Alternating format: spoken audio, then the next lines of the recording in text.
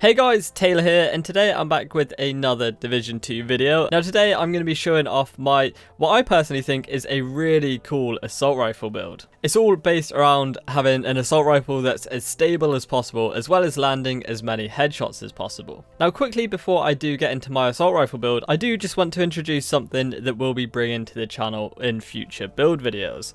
Now way back in the Division 1 we had a series called Best of Builds, and back when Monster Hunter World was released, we also had a series called Mixed Set Mondays. Now Mixed Set Mondays for Monster Hunter was a series where the community would put forward their builds and we would showcase them on the channel. Now we want to do the exact equivalent but for the Division, and of course we want to showcase your awesome builds here on Arekkz Gaming. To find out about how you would go about submitting your builds and all of the other information, make sure to stick around to the end of the video. Now before I do jump into my assault rifle build, I do just want to remind you that's only a few days left now on the limited edition Pokemon Let's Go Nintendo Switch giveaway. To enter that giveaway, make sure you follow the link in the description. Now with all of that out of the way, let's finally jump straight into it.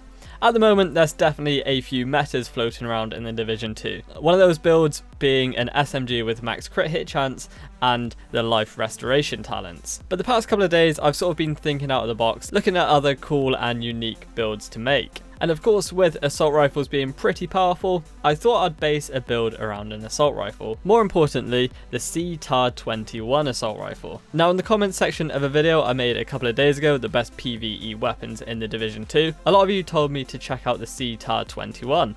And well, here we are. First up, let's have a look at the mods. For the sight, I'm using the Pro Red Dot sight with plus 20% stability. The muzzle is the Compensator 5.56, and that's plus 20% stability as well. And then I'm also using the small laser pointer, which is plus 10% crit hit chance. Now this small laser pointer is the one you get from the Demolitionist tree. The talents on my CTAR are Breadbasket, landing body shots adds a stack of bonus plus 5% headshot damage to the next headshot for 10 seconds. Max stack is of course 10.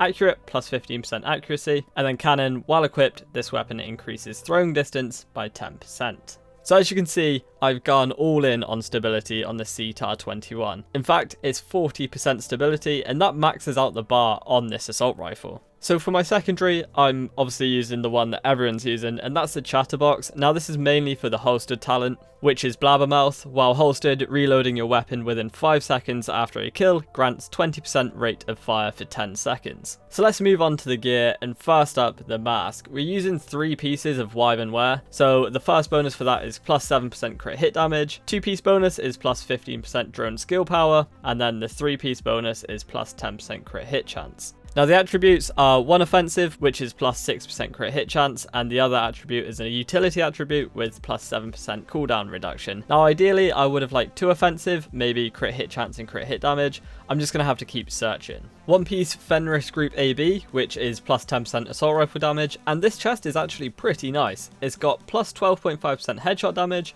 plus 12.5% crit hit damage, and then plus 3.5% weapon damage. As well as that, it's also got Berserk on here, which is plus 10% weapon damage for every 10% of max armor depleted. The holster is the second piece of the Wyvern Wear brand set, and this has got 7% crit hit damage. Again, the attributes aren't great. I would have either preferred just the one higher offensive attribute or even 2 offensive attributes. No talent on the holster, unfortunately.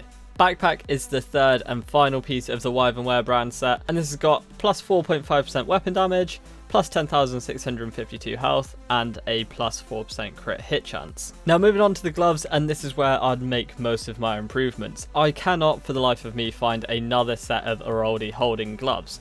Now these increase accuracy by 10%, that's why I'm using this brand set. Unfortunately the attribute is plus 12% shotgun damage and the talent is to order. Now if I still can't find a new pair of gloves with this brand set, then I'm going to have to roll either the talent or the attribute. I think at the moment it's going to have to be the attribute, roll off that shotgun damage for either weapon damage or some crit hit chance, something like that.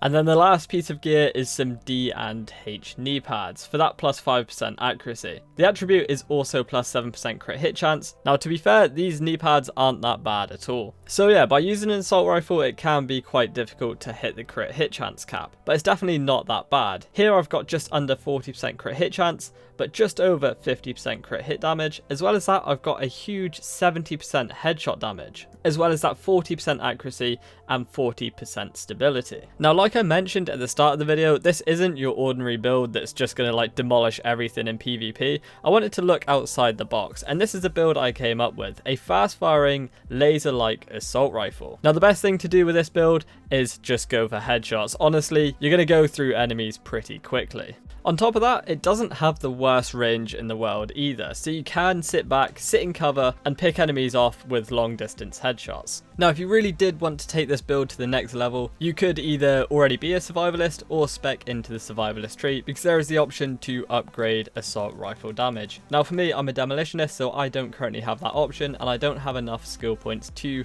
unlock it in the survivalist tree. But do keep in mind, if you do go down this route, you won't be able to use the attachment that I'm using, because that is demolitionist exclusive.